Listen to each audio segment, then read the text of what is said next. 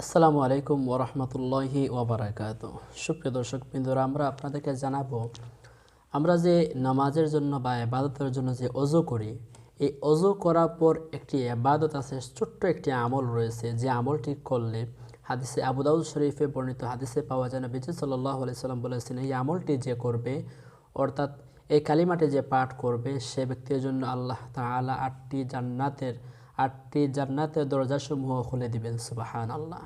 কি ছোট একটি আমল, যে আমল করার কারণে, যে আমলটি করতে পারলে জান্নাতের 8টি দরজা আপনার জন্য খুলে যাবে। এটি আবু দাউদ শরীফের সুনানে আবু দাউদ থেকে বর্ণিত হাদিস। এই বিষয় সম্পর্কে কথা বলবো এবং কি আমল সেটি আপনাদেরকে জানাবো, সেই জন্য সম্পূর্ণ ভিডিওটি দেখতে থাকুন।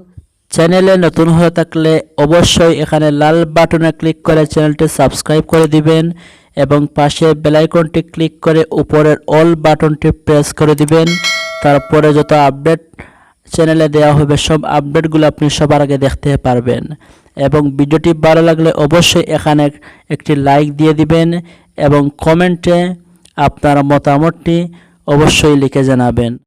হাদিসে আছে, যে ব্যক্তি, আল্লাহ নবী সাল্লাল্লাহু আলাইহি সাল্লাম বলতেছেন, যে ব্যক্তি অজুর অঙ্গসমূহ ভালোভাবে পানি পৌঁছাবে এবং অজুর পর একটি কালিমা পড়বে, তার জন্য জান্নাতের 8টি দরজা খুলে দেওয়া হবে। সুবহানাল্লাহ। সে যে দরজা দিয়ে ইচ্ছে সেই দরজা দিয়ে জান্নাতে প্রবেশ করতে পারবে। এটি মুসলিম শরীফের হাদিস। কোন বর্ণনায় এ কালিমা অজুর পর 3বার পড়ার কথা রয়েছে, আর আকাশের দিকে তাকিয়ে পড়ার কথা সুনানে আবু দাউদ শরীফের মধ্যে রয়েছে। কি এই কালিমা? এই ছোট্ট কালিমাটি হচ্ছে আশহাদু আল্লা ইলাহা ইল্লাল্লাহু ওয়াহদাহু লা শারীকা লাহু ওয়া আশহাদু আন্না মুহাম্মাদান আবদুহু ওয়া রাসূলুহু।